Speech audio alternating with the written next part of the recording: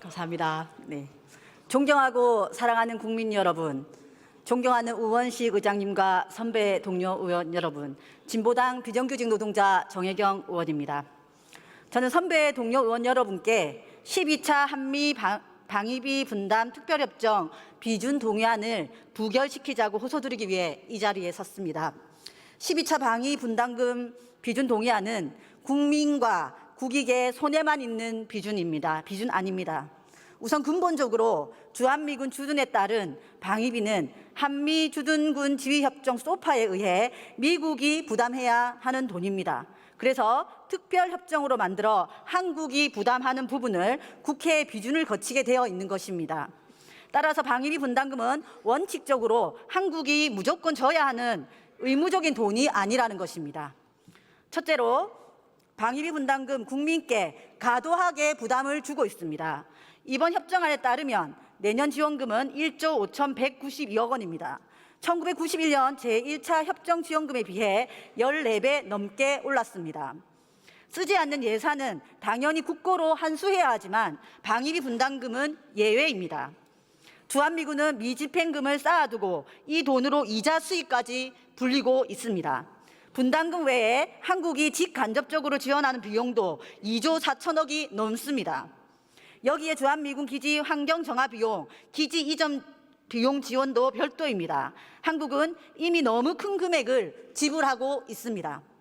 올해 적용되는 인상률은 무려 8.3%인데 이 인상률은 예산이나 사업평가에 기반한 것도 아닙니다.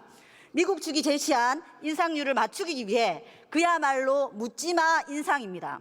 이렇게 큰 금액은 국민 경제에, 민생 경제에 과도한 부담을 주고 있습니다. 둘째, 미군이 주둔하고 있는 다른 나라와 비교해도 훨씬 더 불평등하고 국익의 손해인 협정입니다. 우리나라만 주한미군 주둔에 사용하는 만큼 지급하는 것이 아니라 총액만 정해 현금으로 지급하고 있습니다. 국회에서도 여러 차례 방위비 분담금 지급 방식을 총액형이 아니라 소요형으로 전환해야 한다고 지적해 왔습니다. 예산의 집행 주체도 일본 정부가 직접 집행하는 데 반해 우리나라 정부가 아니라 주한미군이 집행하고 있습니다. 그러다 보니 불용액이 생겨도 예산이 남아도 주일 미군 무기 정비에 불법 전용되었을 때도 아무런 조치를 취하지 못했습니다. 매해 자동 인상률을 적용하는 것도 부당합니다. 2022년 주둔비 협정을 맺은 일본은 협정 당시에만 인상하고 5년간 인상 없이 타결했습니다. 미군이 주둔하고 있는 다른 나라와 비교했을 때 한국만 유독 불리하고 불평등한 협정입니다. 셋째, 감시, 통제가 없는 예산, 국회 의견조차 반영되고 있지 않습니다.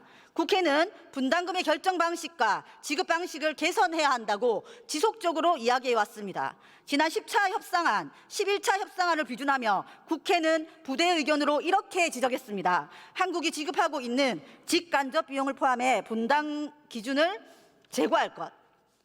핵의 감사 실시하고 집행되지 않은 군수지원 분담금은 환수하도록 노력할 것, 미집행 현금과 현물이 소진될 수 있도록 하고 국회에 보고할 것, 총액형이 아니라 소요형으로 전환을 추진할 것.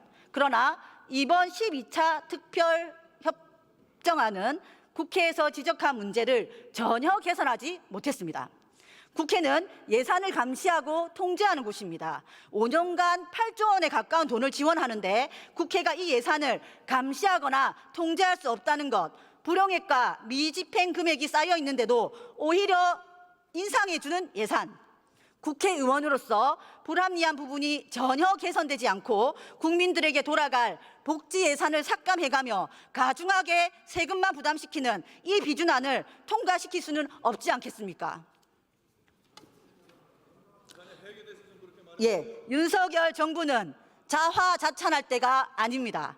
정부는 이번 협정 타결을 두고 다양한 제도 개선 조치에 합의함으로써 방위비 분담금 운영의 효율성, 투명성, 책임성을 더욱 제고할 수 있게 되었다라고 자화자찬했습니다. 협상의 상대국 미국 캠벨 국무차관은 한국은 너무 너그럽고 간대한 협정을 체결했다라고 평가를 했습니다. 더 나아가 트럼프 당선인은 한국인을 머니머신이라며 미국이 요구하는 대로 방위비 분담금을 받을 수 있는 나라라고 공개적으로 떠들고 있습니다. 윤석열 정부는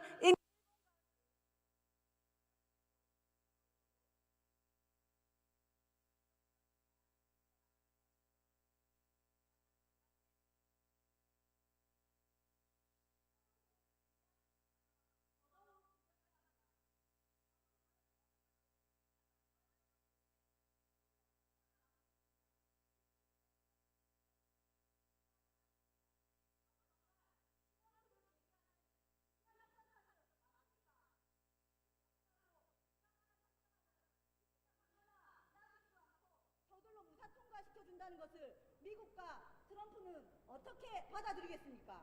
한국이 서두르고 겁내고 있다는 인상만 줄 것입니다. 오히려 트럼프에게 더 큰 배팅과 압박을 해야 되겠다는 근거를 줄 것입니다. 트럼프의 배팅이 두려워 먼저 머리를 숙일 이유도 없고 지레 겁먹어야 할 이유도 없습니다.